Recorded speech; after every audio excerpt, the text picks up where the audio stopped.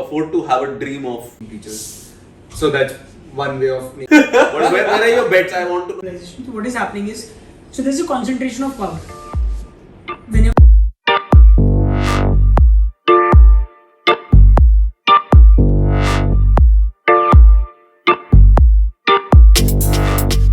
Hi guys, welcome back to the Synapse Pod. Today we're going to discuss some very important topics which are happening globally, and for the same we have our usuals. Ayush is here with us. Manik is here with us. Paras is here with us, right? And I'm your host Chirag. So today guys, we discussed, we thought that we'll discuss some international politics. We have never done this before. It's our first time, and we wanted to actually dive deep into the China, Taiwan and the US situation which has developed. Just to give you guys a little context, Taiwan is a very strategic point in all of this conflict. It has been ruled independently since 1949, I believe, and 1896. That's when Japan conquered Taiwan from China. yeah, but independently independent. Taiwan has been independently ruled since a long time, and in 2016, once this election happened, and the new president called Tsai, Tsai, I don't know how to pronounce that, but she came in and she was essentially against the policy that Taiwan should be unified with China under the People's Republic of China, and that's when the conflict started. Meanwhile, US has been flooding Taiwan with its weapons. The trade in Trump's organization actually pumped up a lot specifically, and Biden has continued the same journey. So on one side, US is pumping in weapon sales. On the other side, Xi Jinping is absolutely hellbound that by 2049 he wants to achieve the one unified China dream, where Taiwan should be included in the main Republic of China, and it should be ruled by one unified state and two systems, something which it has done similarly with Hong Kong. So that is the situation, and recently I think Nancy Pelosi also traveled. Nancy Pelosi is the House Speaker of US. She traveled to Taiwan and escalated all tensions across. So why don't you guys tell me how this whole situation has panned out? Do you see a foreseeable war essentially, and is it the rise of Cold War too? That is what you want to know. Okay, so clarifying on one thing, that one country, two party is what China did with Hong Kong when Britishers handed over Hong Kong to China in 1997 with a 50 years time plan. That in 50 years we will have one country, two party, but eventually we'll integrate Hong Kong as part of the PRC. Similar thing is going to happen, is what they want to do with Taiwan, Mongolia and different other POC, or the countries that are running independently right now, not part of the PRC. The PRC is People Republic of China. PRC is People Republic of China, and then POC, that is People of China, which Taiwan has a government which is POC. China has a government which is PRC. So US directly talks with PRC officially, but unofficially, as Chirag said, they transfer supplies to Taiwan. POC. Yeah. Right. So they, like Washington, recognized PRC as the one China, one policy thing. Right. So eventually they don't want one party, one country, two party. They want one China. One China is what Xi Jinping's vision is, and that is what they want to achieve by 50 years. That is 1997 to 2047 was for Hong Kong. And in similar timeline is what they want to achieve with different other countries, which is part of POC right now, or independently running, like Tibet, Xinjiang, Mongolia. Then we have Taiwan and Hong Kong. So that is what they want to do. But they propose the same thing to Taiwan, that they want to convert it to one country, two party system. But Taiwan protested. The new president protested because they've seen what has happened to Hong Kong. Right. Oh yes. It was like, the timeline was that Hong Kong will become part of China by 2047, but 2016 onwards, China started cracking down a lot of things in Hong Kong. They started asserting pressure in political ways and economical ways on Hong Kong, due to which a lot of students started protesting. against China in Hong Kong, and we saw a major protest break out just before COVID in Hong Kong, which was messy, which was like, I mean, China was showing its true color. That alerted a lot of other countries like Taiwan and different other places, which they didn't want to come into China mainland because of these reasons. So yeah, that was one of the tension. That was one of the trigger point that created a tension between different countries, which is part of the China. But what do you mean by true colors? Like, China is trying to uphold an agreement from the past, right? So what is the meaning of true Let me colors? answer this question for Ayush's behalf. Is the fact that sorry, is the fact that China in itself is quite communist, right? Like China is a communist country. Hong Kong was more capitalist, more democratically run than anything else. Taiwan itself is more democratically run than anything else. So what Taiwan and Hong Kong did was they achieved far more financial freedom, far more profitability, and they were kind of ideal situations, and they have been growing crazily. When people living in China go visit Hong Kong, go visit Taiwan and see the progress which these guys have made and with the freedom which these guys have, I think it also caters to a revolt or revolution which the Chinese government at the top of a communist government wouldn't want any of that to happen. So when they would want, and that's why I think the crackdown on the entrepreneurs also by China on all these guys, say Alibaba, right, like Jack Ma and everyone else we've heard of, we don't really know what happens because there's such controlled media state that we don't really hear what goes out from there. But these guys used to live in Hong Kong, or these guys didn't always used to live in China. They had bases in Singapore and all of that, but they haven't been going out of the main China mainland. So I think China wants to control everything, and the ideal, that's how they want to be a superpower, right? Like that's the reason why they have $3 trillion of US dollars in terms of debt. That's why they've been the ones who have been providing maximum monetary support. They did it with Sri Lanka, they did it with Pakistan, Bangladesh, a lot of African nations. They have been trying to control ports everywhere. And one of the ways to actually pardon the debt is to control the port city by themselves. So there will be small barricades of China in itself, which is a playbook from East India Company, is what I think of. Where, or like England, right? Like where you try to you control through trade initially, through monetary benefits, and then you start controlling everything else. Yeah, I've also heard that there's this hypothetical island line, Yeah. Oh yeah. Yeah. right? Which So you both have of them- South Korea, Yeah. then you have Japan, then you have Taiwan, and then you have Philippines. So basically, Japan, South Korea, Philippines kind of is part of US allies. Yeah. So then you're left with Taiwan, and then there's China. Yeah. So US wants Taiwan to get into NATO. If Taiwan gets into NATO, then NATO comes, like Western countries come very close to Chinese border, right? And Taiwan becomes a very strategic point because of this reason for China, that they want to have control over Taiwan so that they can have the nearby control towards these allies. Yeah. That is one reason. And second, as we discussed, like Taiwan is like more than 65% of producer of semiconductors and chipsets across the world, right? So that is supply chain control. China wants to have that supply chain control towards the world.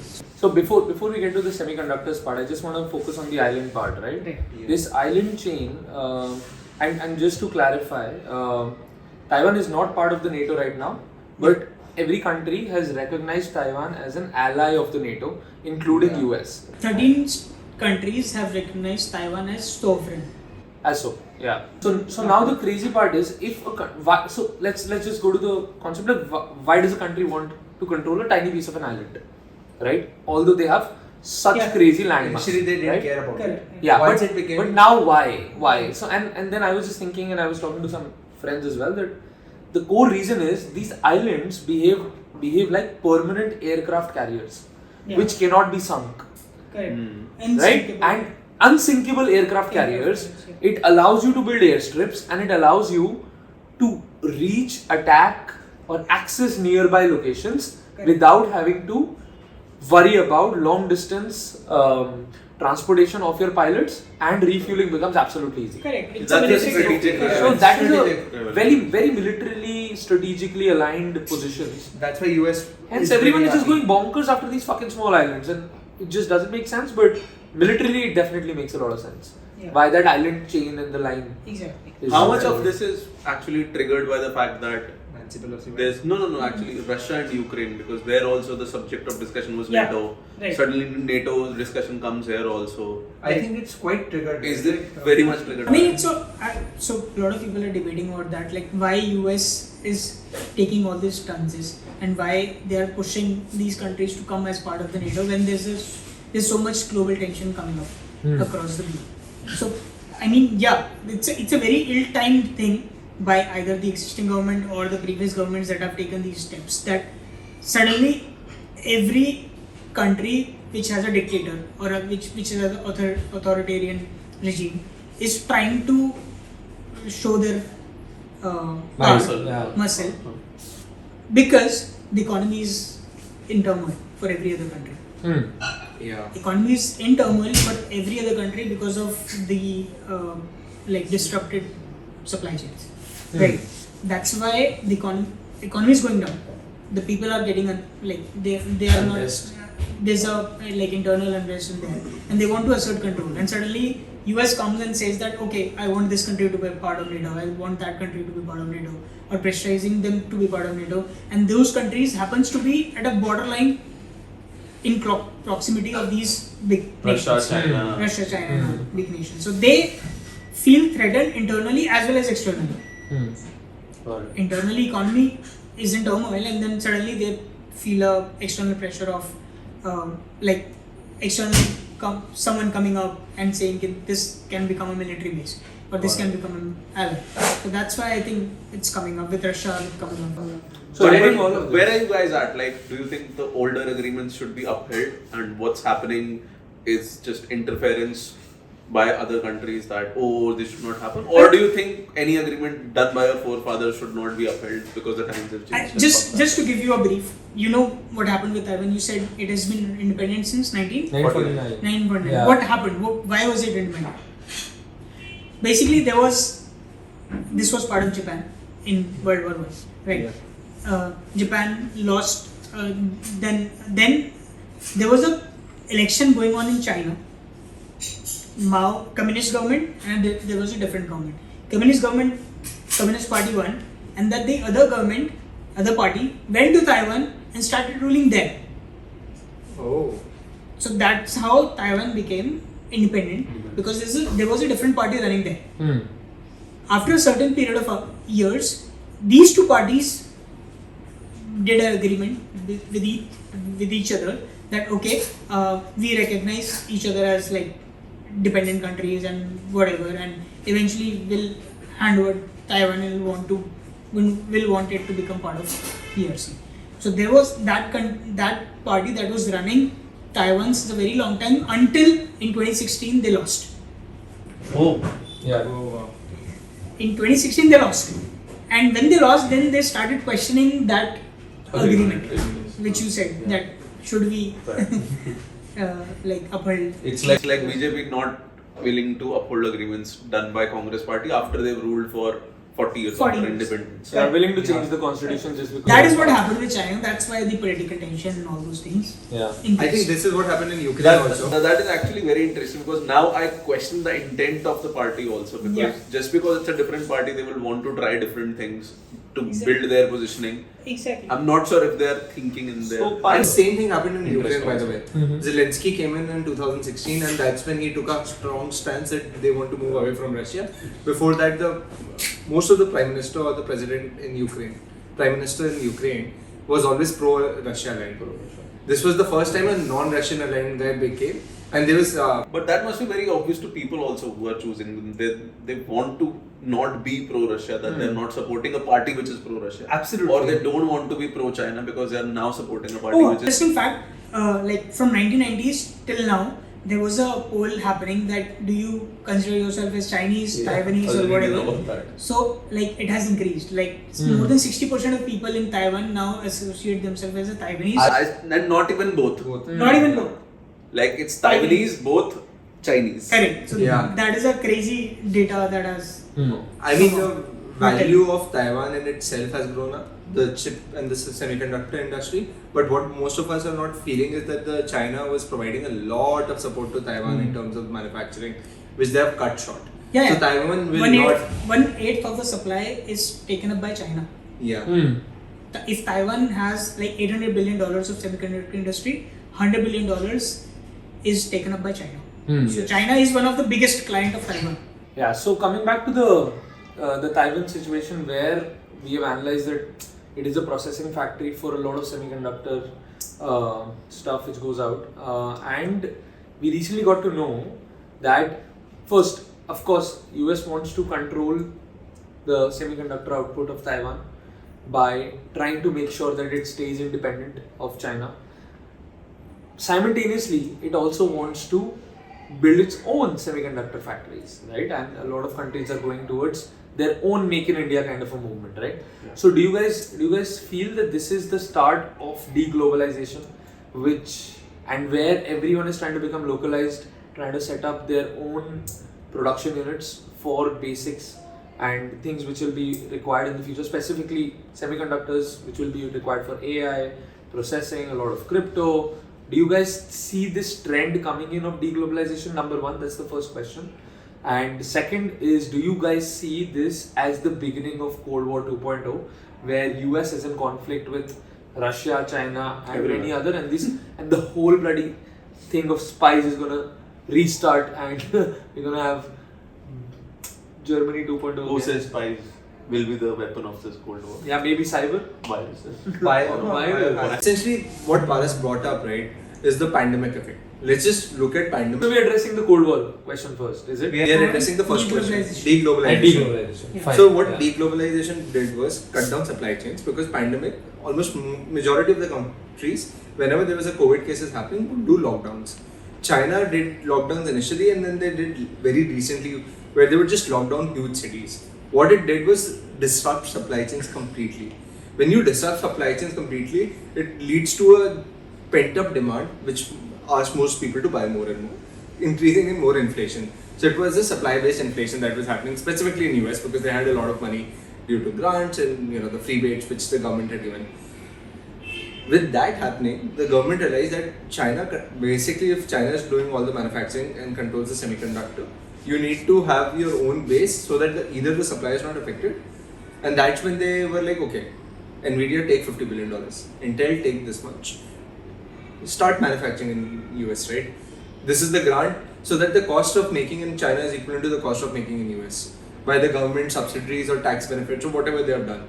I'm not sure exactly how they have helped it out, but they are trying to force a way where they don't rely on China, because when the Russia thing happened, right, like one of the, I'm not sure whose ideology it was, but But deglobalization, according to me, is a luxury for countries that have a great consumer economy.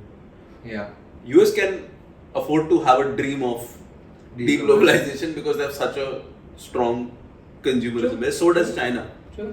But for a country which essentially relies on exports and doesn't have that strong of a consumer base or a consumer market internally, it won't really be an option for them. So I see deglobalization do happening over long term now from here on, especially for economies that are high on consumerism. But it comes with its own set of cons, is that like globally trade is what keeps the peace absolutely between countries. So And the moment that stops or decreases, the incentive to keep peace decreases somehow. And Also- more conflicts. I don't see it as a deglobalization. So what is happening is, so there's a concentration of power. Whenever there's a concentration of something, the problem is that there's a massive single point failure issue that can happen. Agreed. Right. So right now, if 90% of the manufacturing is being controlled by a certain country, and let's not talk about China or any other country, but let's say a hypothetical country. If let's say a fabric is controlled by a certain country A, manufacturing is controlled by of electronics controlled by certain country B. So the problem that is happening is concentration of power in a certain silos. Right. What needs to happen is democratization of this power.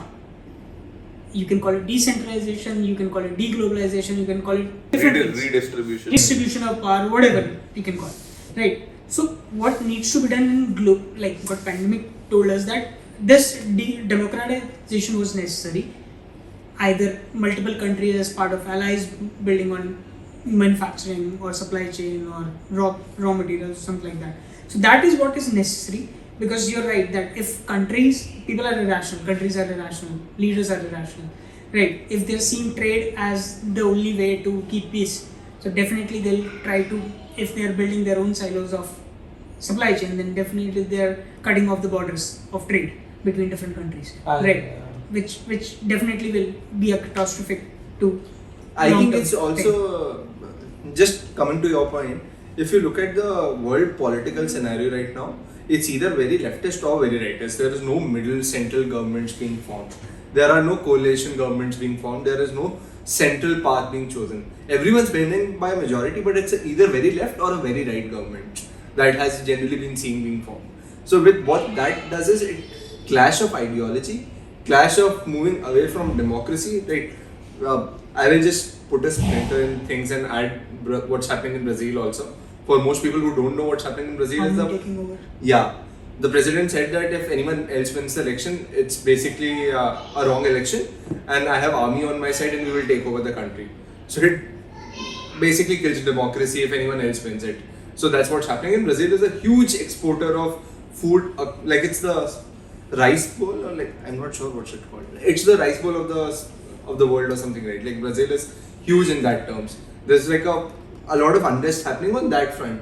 Now, if US Brazil is practically closest to India in a lot of things, like the way they operate. exactly right, like the six growing nations, Brazil and India are always compared as ones. They're like the BRIC nations. Of course. Yeah, exactly.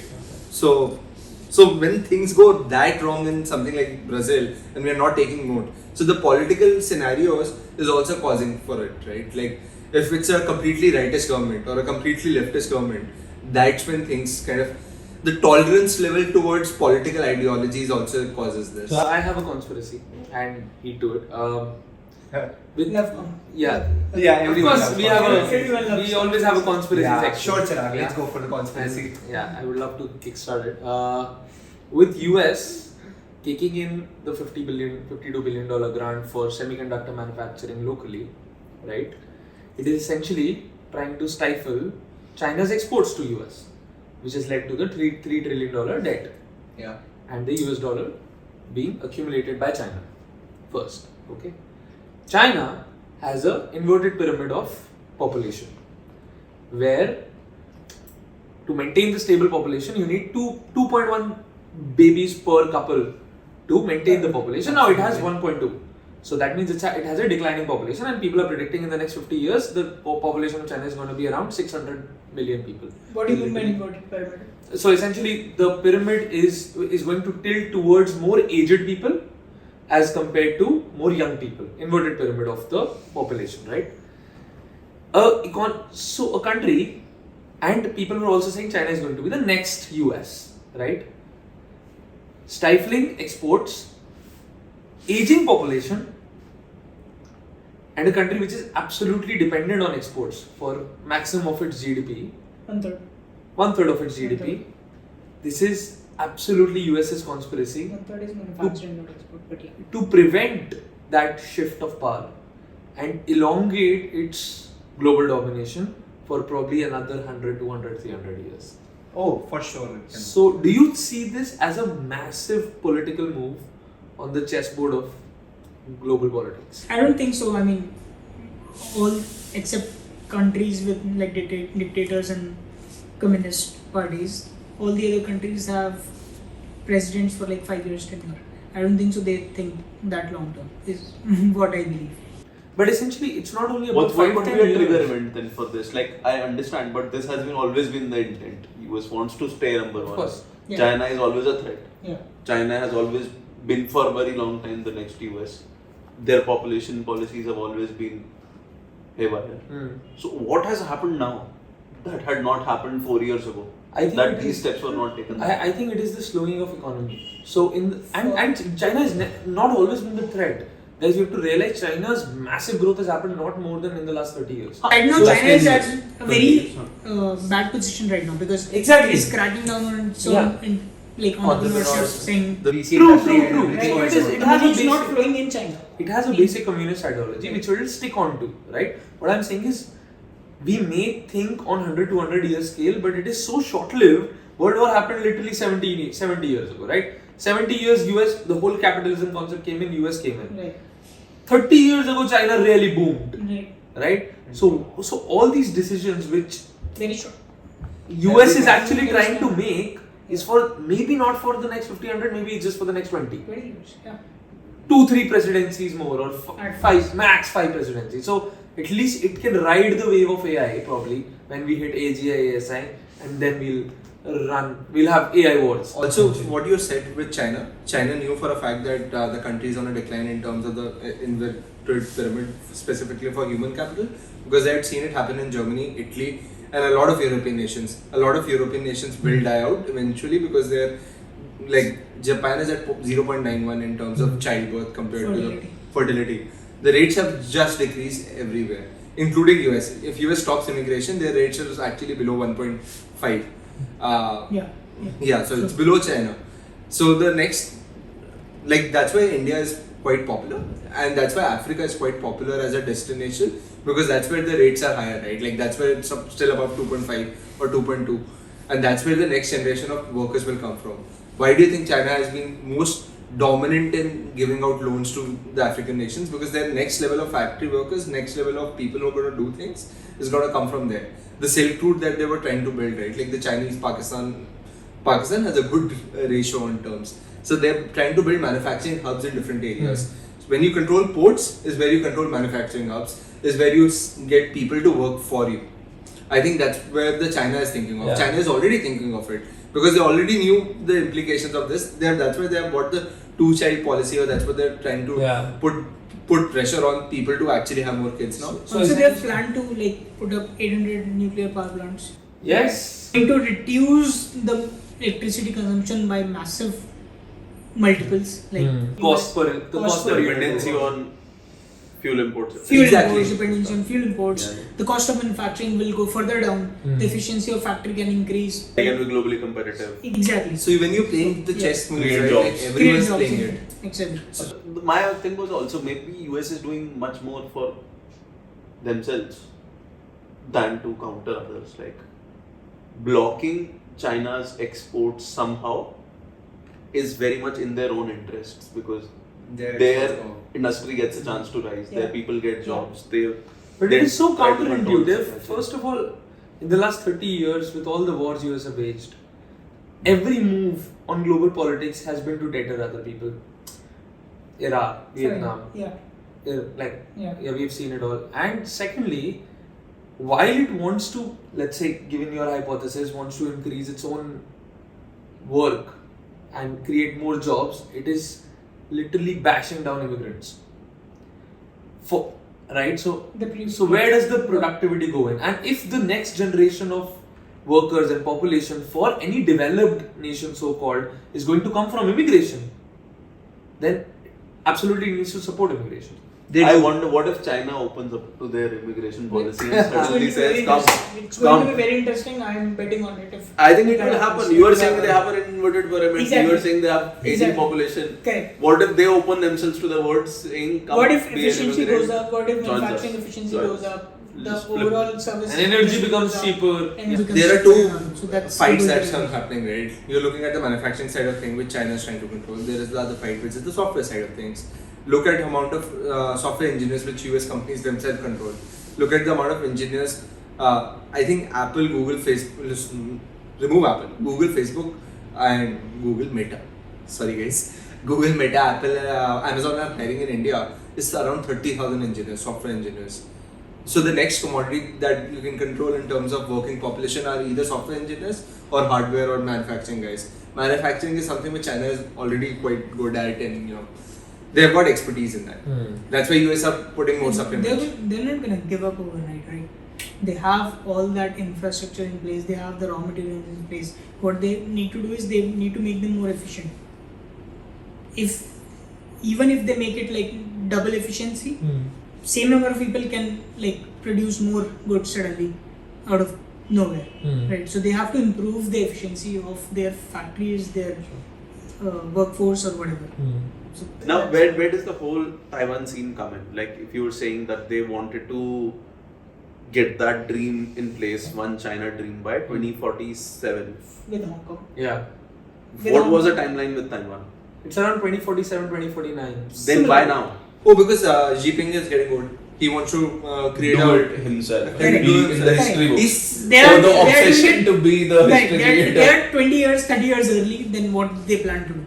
even with Hong Kong, right? Probably it's escalated by the fact that now they have seen that like Russia trying to crack down on Ukraine and foreign PR happening and foreign countries supporting it. Don't do this, so they don't want to do it. Yeah, supporting Like it for early, words like and it will weapons. just get tougher with time maybe. Also, Like, they can see it, no?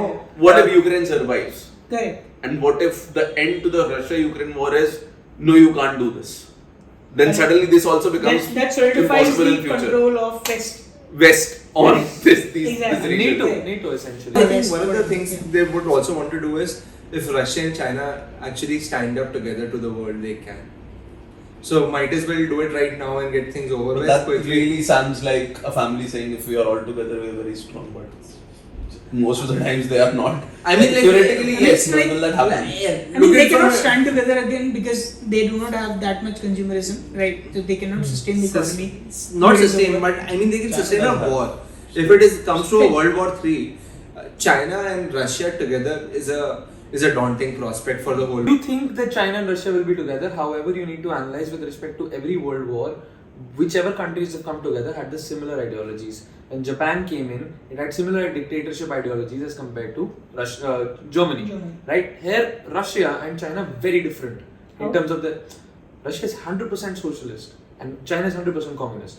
So their ideologies of ruling and the kind of mentality to go into war But is all common absolutely enemy, right? But yeah, common enemy, common Democracy, interest. I common get enemy. it. However, I feel that it would be very similar situation to Japan and Russia in the first World War or Second World War, where they established this kind of a control with different ideologies. They would be friends for some time if it gets down to the World War III, but essentially they would be enemies. China and Russia? I don't think so because they will be fighting wars on two fronts. China and Russia share the longest border that can be shared between two countries. You know that, right?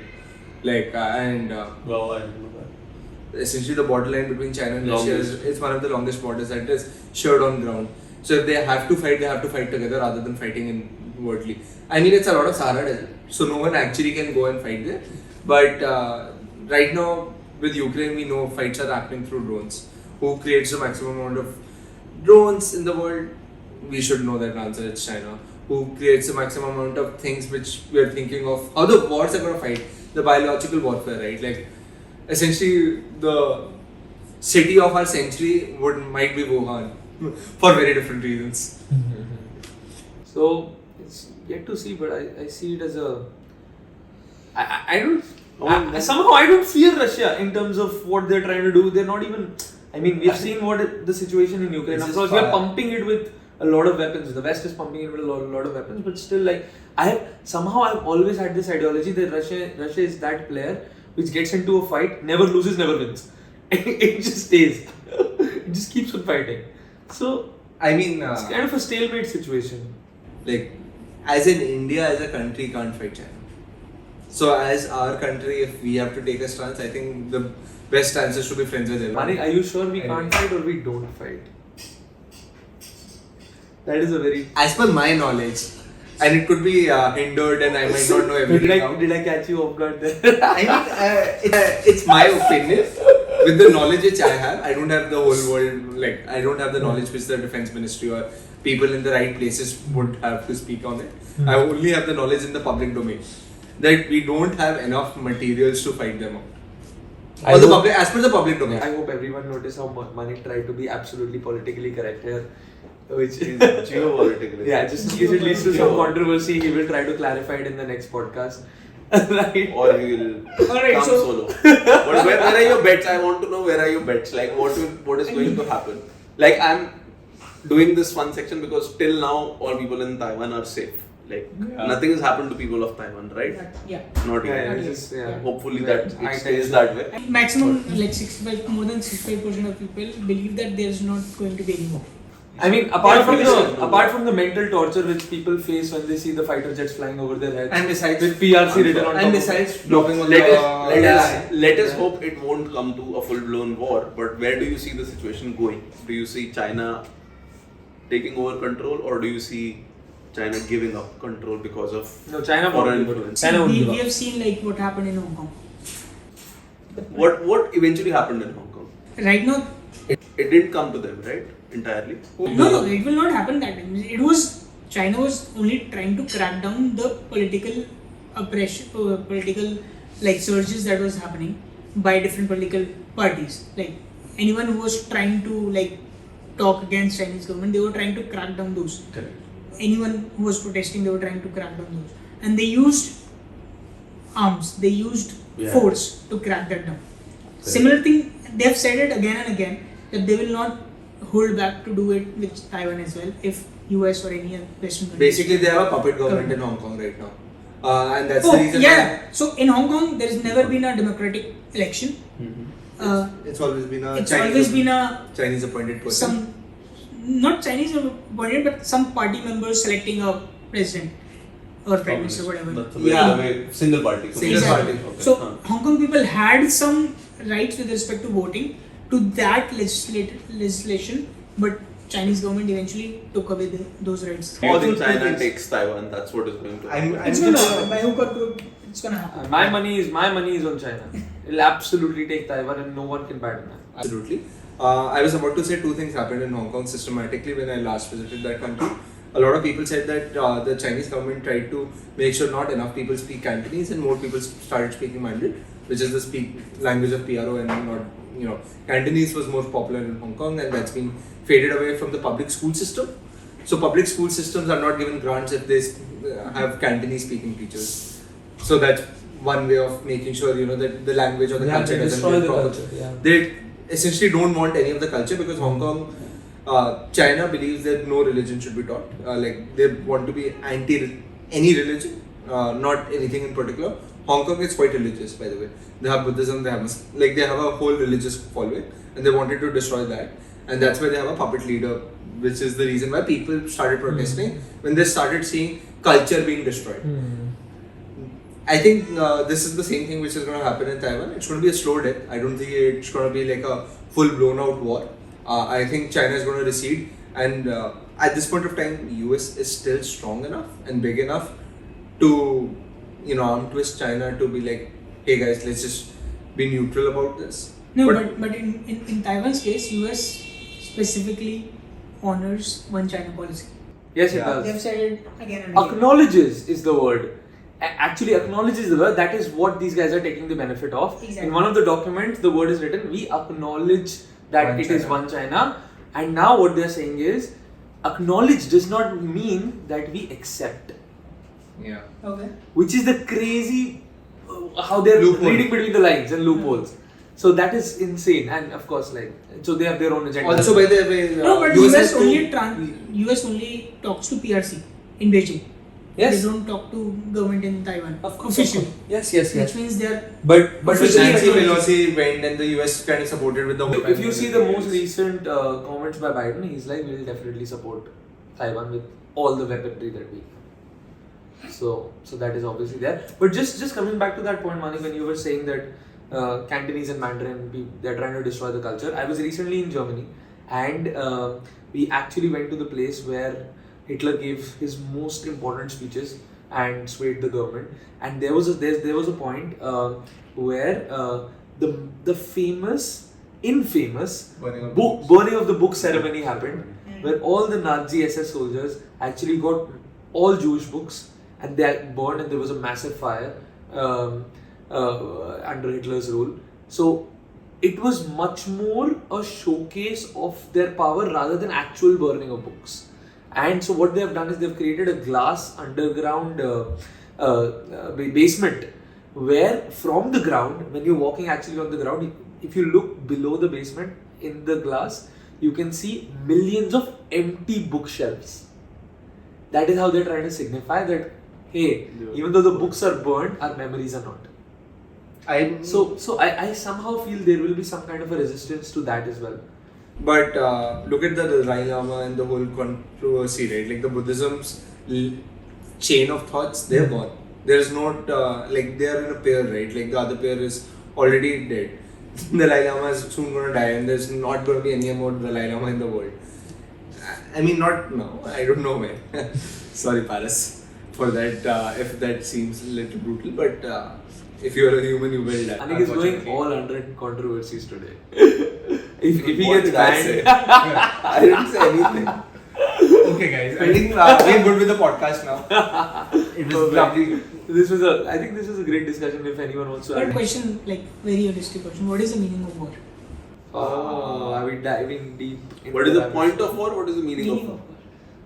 Point of war, like, I mean, Chirag, why don't you start? What is the meaning of War is conflict beyond words. If that's one way to put it. The meaning of war is Till it's on words, it's argument. Like It's a debate. like If it goes beyond words in any way, I think it's war. I think you can call it Cold War, you can call it armed war, bio war, whatever. The moment it goes beyond words, is where I feel it feels like war. I think when you What have is the two. meaning of- Even if it's choking someone's supply chain, I think it's very much war. You're defining war. I'm asking what is the meaning of The it? meaning.